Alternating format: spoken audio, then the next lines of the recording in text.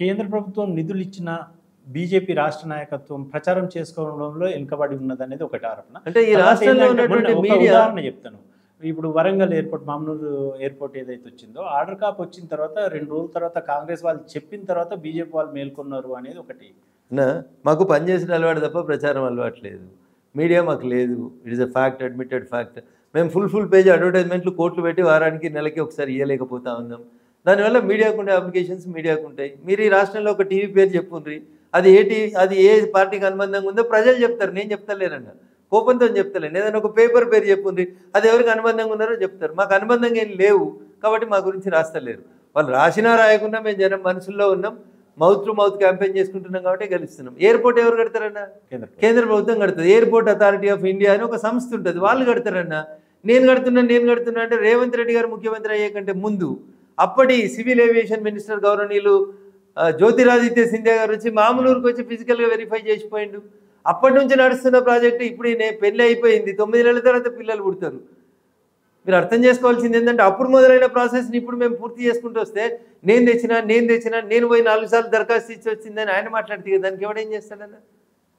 కత్తి నీది కాదు, నెత్తి నీది కాదన్న, 2 నీ కావు.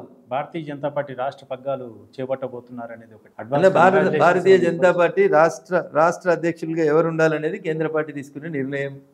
దేశంలో ఉన్న 29 రాష్ట్రాలకి సామాజిక సంతులితని, ఇతరత్ర కేపబిలిటీని, పార్టీని అధికారంలోకి తీసుకొచ్చేటువంటి అనేక అంశాలని దృష్టిలో ఉంచుకొని పార్టీ పెద్దలు తీసుకునే నిర్ణయాన్ని క్రమశిక్షణ కలిగే కార్యకర్తగా అంగీకరిస్తాం, శిరసావహిస్తాం. There is no second opinion. మీరు కూడా ఉంటున్నారా రంగంలో? అడగడంలో తప్పుందని నేను అనుకోవట్లేదు. చాలామంది అడిగినారు, అందులో నేను కూడా ఒకరిని అడిగినాను. పార్టీ తీసుకునే నిర్ణయమే ఫైనల్. ఇప్పుడు నియోజకవర్గానికి వస్తే, నియోజకవర్గ అభివృద్ధికి అంటే మీరు ఎన్నికల్లో చాలా గ్రామాలు తిరిగారు, సమస్యలు కూడా బాగా మెదక్ జిల్లాలో సమస్యలు బాగా వినిపించుకున్నట్టు చూసినాం.